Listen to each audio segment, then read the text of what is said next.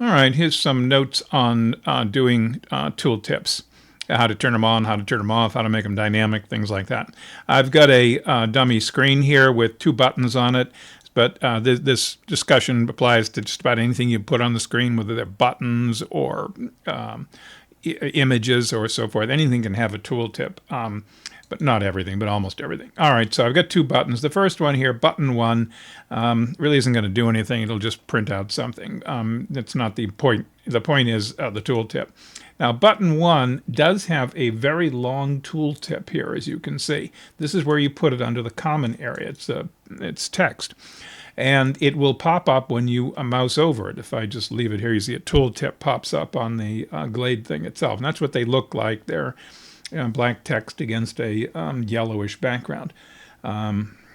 Okay, that's how tooltips work. Oh, one of the things I'm finding out is that as you make complicated screens, doing documentation becomes more and more futile because people don't look it up. They can't find it anyway. You'll have to have legends to describe where everything is and what page it's on.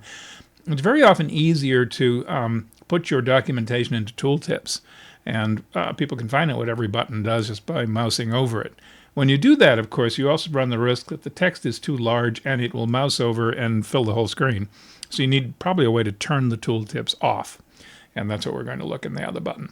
Okay, so that's a static tooltip. It comes up the same every time. This is probably the most common.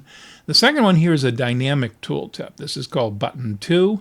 And you notice I've checked custom here. And when you check custom, it means that the tooltip will come up, but it'll come up as a result of the query tooltip signal. All right. Now, in the signals, for both buttons, go back to the first button there is an clicked, which really doesn't do anything important, but and there's a clicked here. But for the dynamic tooltip, the second one here, the one that's going to be created, we do grab the query tooltip signal. Query tooltip, it's under widget. If you notice up here, it's not one of the standard ones at the top, and one of these extras down here. On button 2, query tooltip. This will be invoked if somebody mouses over this button.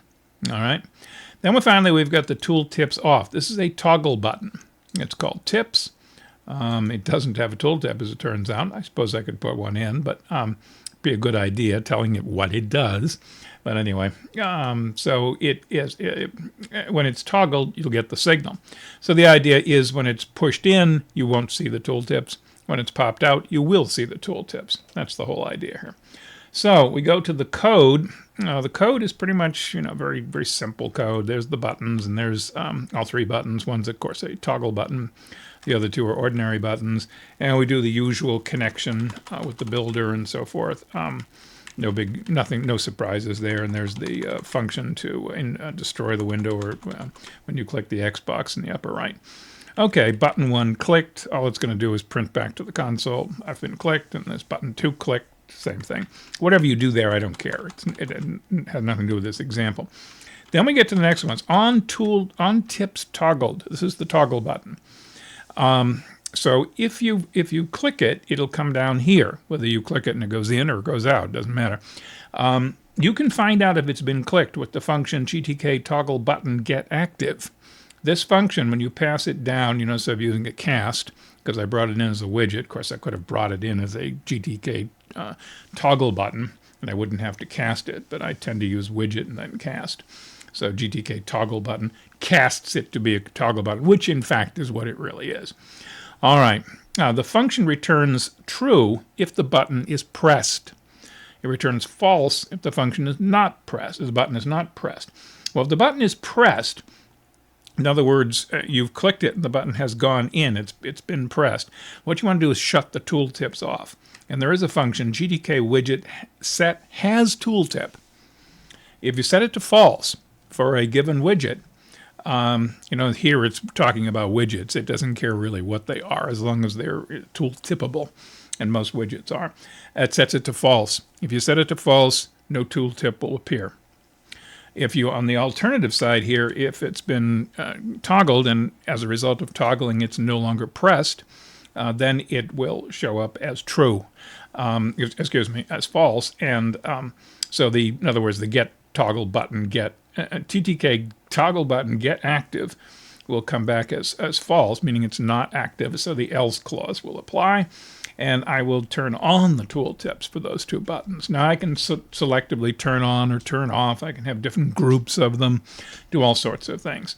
But that'll turn off and on the tooltips for the two buttons that I actually have tooltips for.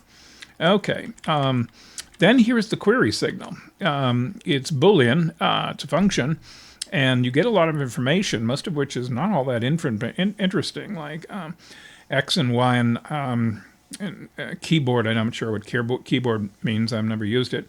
But finally, you get the pointer to the tooltip structure itself. That's the one we really want. And what I do down here, just to prove it was that it's dynamic, is I build a string. The current time is blank, and then I get the current time, which invokes the time function and returns an entity of type time t. It's a structure, I believe. I'm not sure. Anyway, it doesn't matter what it is as long as it works. Which if I pass the address of it down to ctime, I'll get a character string, which is the current time, which I then concatenate onto temp. And then I set it as the tooltip for button 2. So that sets temp to be the tooltip, and then it returns true. True means show the tooltip. False would mean don't show the tooltip. So you do have a way of turning off and on tooltips in the query tooltip function. This does not apply to static tooltips, however. It's overridden by the previous function, which turns them on and off. So it doesn't matter what happens here. They're not going to show if you turn off the has tooltip indicator. So there they are. And if I compile and if I run it, there's my box. It's not very dramatic. Now, if I mouse over, you'll see what I mean. There's my large tooltip, which is rather cumbersome. And it could be very handy if someone's trying to learn how to do something. More often, tooltips can be, small things like that. However, this one here is the dynamic one. You see it giving the time of day. Oh, that string, I think, must come back with a new line character. I was wondering why it was so, the box is larger. It's probably a new line character at the end of the ctime that's coming back. Anyway, so there, every time I do it, you're going to get a different time, I hope. There you go. Okay, tooltips off. Now I just, see it's depressed. It's a toggle button. Now if I move over here, nothing. Now if I move over here, nothing. If I unclick them and I move over here, there they are. They're back again. And so, this is not rocket science, but it can be very helpful if you want to grade the level of tooltips. And now with the dynamic tooltips, you could get much more exotic. You could have a simple tooltip and an elaborate tooltip, and that could be a setting on a checkbox or something. And when it gets down to that function, the query tooltip, it'll decide which tooltip to give you depending upon whether someone wants extensive information or marginal information. So there you are. Again, tooltips can be handy, especially for dynamic documentation on your screen, which I think is becoming more useful. I mean, I do it all the time. I mouse over something to see if it's going to tell me how to use this button. Well, there's an example where it's not telling me how to use it.